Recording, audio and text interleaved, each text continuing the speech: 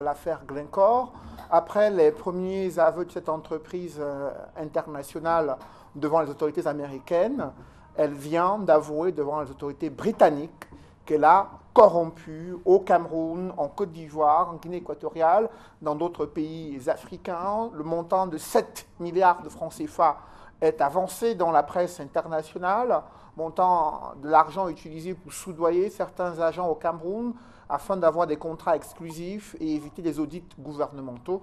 Comment analysez-vous la manière avec laquelle le Cameroun gère un tel scandale? Ben, le silence du gouvernement ne nous surprend pas parce que ça rentre dans la stratégie gouvernementale qui consiste à faire une gouvernance financière catastrophique pour notre pays. Gouvernance financière catastrophique parce que le scandale Glencore n'est pas le premier scandale du genre face auquel le gouvernement garde silence. Equinox a fait un formidable travail de recherche sur cette question. Et vous avez reçu sur votre plateau le bâtonnier Akeremouna, qui a annoncé qu'il détenait même les noms des gens à qui Glencore a versé de l'argent. Et indiquait que les responsables de Glencore ayant déclaré coupables, ayant accepté devant les tribunaux britanniques sur les 7 chefs d'accusation dont ils étaient accusés, qu'ils ont corrompu des officiels camerounais. La seule chose extrêmement simple qu'il fallait faire était que le gouvernement camerounais envoie une équipe d'avocats pour se constituer partie civile devant ces tribunaux et exiger à ce que le gouvernement soit dédommagé, soit dédommagé conformément au préjudice qu'il a subi.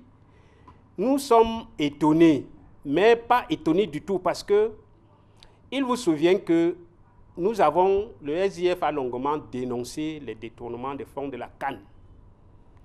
On a vu des gens dire que pour construire les infrastructures de la CAN, on vendait un camion de sable à 700 000 francs à l'État.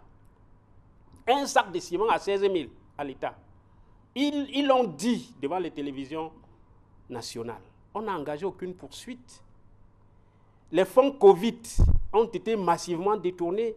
Vous avez, pendant de longues émissions, épluché le rapport de la Chambre des comptes de la Cour suprême, qui a longuement mis en cause les responsables de l'État sur ces détournements-là.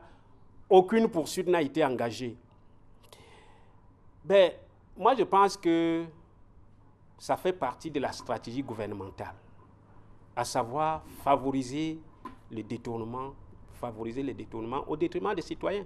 Il faut restituer la vérité, nous Félix. Je crois que nous sommes là dans un procès qui n'est pas très différent d'un procès kafkaïen.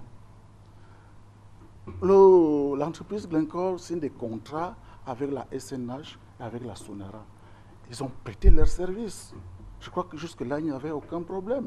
Ils ont signé des contrats en bonne et due forme. Et ils ont fait ce qu'ils avaient à faire. Maintenant, rentrés chez eux, ils déclarent devant la juridiction américaine qu'ils ont donné des pots de vin en Afrique, notamment au Cameroun, en RDC, en Côte d'Ivoire, au Nigeria et en Amérique latine. Vous voyez, ce n'est même pas le Cameroun qui est cité seul dans cette histoire. Ils déclarent devant les juridictions. Vous voyez. Bon, ils n'ont pas déclaré cela au Cameroun. L'information est relayée. Et il n'y a pas un silence. Vous vous rappelez bien que je crois le 30 mai, l'administrateur directeur général de la SNH, Adolphe Moudiki, a une correspondance pour nier en bloc ces pratiques au sein de son entreprise. Il a dit que ces pratiques n'ont jamais été à l'ordre du jour dans son entreprise, du fait d'abord de l'éthique de l'entreprise qui interdit ce genre de pratiques et davantage le règlement qui encadre le fonctionnement de l'entreprise. Il a nié complètement. Et ce n'était pas tout. Le président du conseil d'administration de la SNH, c'est bien le ministre d'État, secrétaire général de la présidence de la République, le ministre Ngongo, le ministre d'État Ngongo, qui a saisi les juridictions américaines pour leur demander des éléments de preuve de ces allégations qui peuvent donc constituer pour la justice camerounaise de pouvoir donc maintenant faire des procédures. Parce que le tout n'est pas de dire nous fêler. On sait que le ministre d'État, le RGPR, s'il y a des fonctionnaires ou des hauts cadres qui devraient être impliqués dans cette affaire, il serait le premier. Et je ne sais pas comment le premier suspect, le premier des suspects, au regard des charges qu'il a vis-à-vis de la SNH, et même dans l'administration centrale, peut se retrouver en train de demander aux corrupteurs la liste de ceux qui ont été déclarés. Il faut comprendre que le corrupteur, c'est Glencore. Le corrupteur vous dit que j'ai corrompu.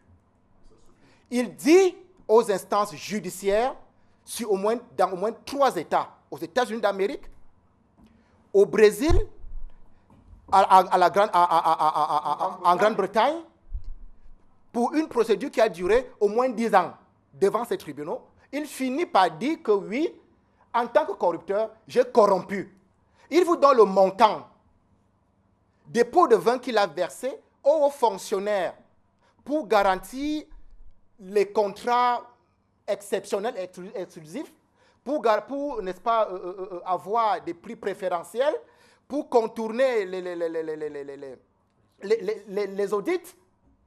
Il vous dit que moi j'ai corrompu, je reconnais avoir corrompu. Il ne fait pas un débat. Il n'a pas besoin de vous dire que oui, c'est encore un débat, parce qu'il a débattu pendant au moins 10 ans, coincé, et preuve à l'appui, il dit que j'ai corrompu, j'ai versé environ 7 milliards de francs à ces fonctionnaires pour le cas du Cameroun, pour avoir les marchés préférentiels exclusifs. Là est le problème. Quand on regarde cela beaucoup plus au profond, quand vous parlez des procédures qui sont administratives, le problème, un tel scandale financier qui affecte l'autorité de l'État, il expose même l'État, ne saurait se limiter sur les gesticulations administratives venant du directeur général de la SNH ou du RGPR. Non, ça c'est une façon de banaliser la chose. Sauf que les Camerounais ne sont plus au niveau où vous allez continuer à banaliser les scandales.